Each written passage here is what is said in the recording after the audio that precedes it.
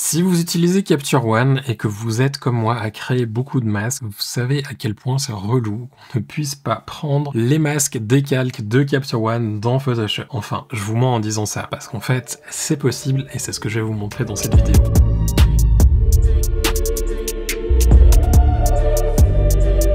Yo les gens, j'espère que vous allez bien. On se retrouve aujourd'hui pour une nouvelle vidéo où je vais vous montrer une astuce que j'ai trouvée il y a un petit moment et qu'en fait je me suis rendu compte que je voulais jamais partager. En même temps c'est normal parce que j'ai pas fait de vidéo YouTube cette année donc du coup j'aurais pas pu vous la partager. Bref, on va remédier à ça. Vous allez voir que c'est plutôt pratique si comme moi vous aimez bien les algorithmes de sélection pour les masques dans Capture One. Je sais, il y a des gens qui viennent du monde de Lightroom qui vont venir dans les commentaires rager en disant ouais mais le truc Sensei ou je sais pas trop quoi de Lightroom ça marche mieux. Peut-être, ici je vous parle pas de Lightroom, ce sera peut-être d'ailleurs le sujet d'une autre vidéo. Ce que je trouve simplement intéressant en fait dans Capture One, c'est que j'ai souvent des sélections au niveau des cheveux avec le masque automatique qui est largement meilleur que les sélections automatiques que j'ai dans Photoshop. Sur cette photo, j'ai par exemple envie de changer la couleur du fond. Donc ce que je vais faire, c'est créer un nouveau calque ici, on va l'appeler fond ou mur. On va prendre le pinceau magique, donc B sur le clavier ou majuscule B pour passer au deuxième pinceau si vous êtes sur le pinceau standard. Alors oui, l'interface est en anglais, j'ai oublié de la changer juste avant. I see people coming in the comments and raging.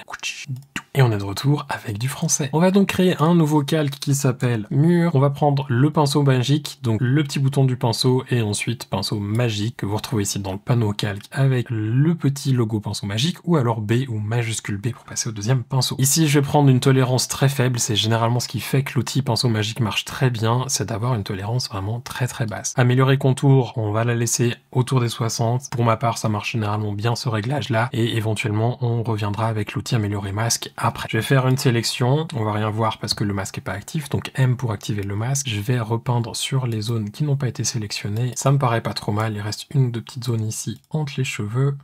On va prendre la gomme magique pour effacer sur les cheveux. Ça fait un bon job, en tout cas il me semble. On va faire Alt M ou Option M pour voir la sélection, effectivement c'est pas trop mal. On va prendre le pinceau normal, juste peindre sur ces petites zones là qui débordent, je sais pas ce que c'est. Et ensuite, je vais faire clic droit sur le mur, ou plutôt sur le calque mur, améliorer masque, et ici, on va afficher le masque.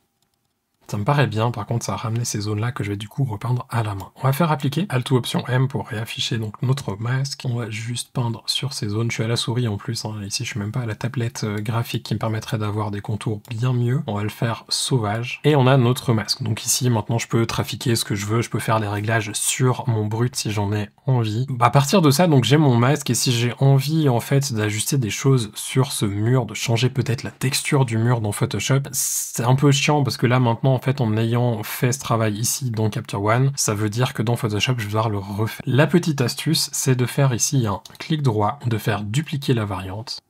On va appeler ça mur, donc sélection. On va créer un deuxième calque et on va l'appeler mur inversé. Les noms, c'est juste pour que vous puissiez voir visuellement qu'est-ce qui est quoi. Vous pouvez appeler ça comme vous voulez. Clic droit sur le mur inversé, copier masque de mur sélection. Et là, ce masque-là, on va faire un truc, c'est qu'on va l'inverser. Jusque-là, aucune différence et c'est normal. Maintenant, ce qu'on va faire, en fait, c'est de transformer une zone blanche et une zone noire. Donc, ça veut dire ici, notre sélection, elle devrait être blanche. Donc, on va utiliser l'outil courbe dans Capture One. Donc, je clique sur mur sélection. Je viens dans l'outil courbe.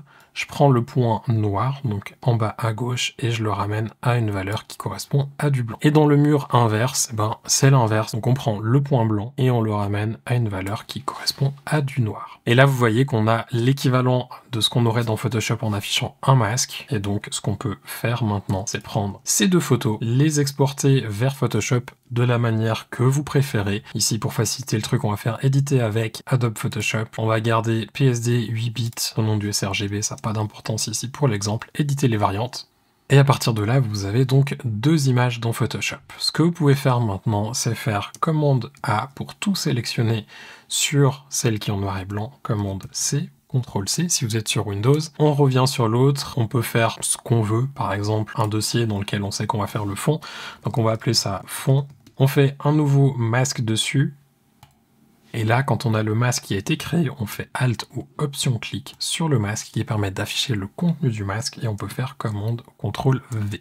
Et là, ça colle le masque ici. Et à partir de là, je peux mettre ce que je veux dans mon dossier, ça va toucher uniquement le fond. Faisons par exemple une courbe. Et ici, je peux par exemple éclaircir un petit peu le fond et on voit que ça touche que le fond et que notre modèle n'est pas touché. On a utilisé le masque dans Capture One assez facilement. C'est pas l'astuce la plus pratique du monde, on se comprend bien, c'est plus pour dépanner qu'autre chose. C'est pas quelque chose que j'utilise au quotidien. Si vous êtes sur Mac, il y aurait certainement moyen de bricoler pour faire quelque chose avec les scripts macOS intégrés dans Capture One, mais c'est plus du bricolage qu'autre chose, encore une fois. J'espère qu'un jour Capture One arrivera avec une vraie solution par rapport à ça. Ce serait hyper cool d'avoir un PSD qui s'ouvre et ensuite d'avoir ces différents masques qu'on a créés sur les calques dans Capture One, qui seraient ensuite dans les couches ou dans les tracés ou peu importe ce que ça pourrait être, mais ça serait vraiment super pratique. En attendant, vous avez cette solution, ça pourra vous dépanner de temps en temps, ou en tout cas, je l'espère. Je vous laisse avec ça, pour moi c'est tout pour aujourd'hui. Je vous souhaite de passer une toute belle journée. Je vous dis à bientôt. Ciao!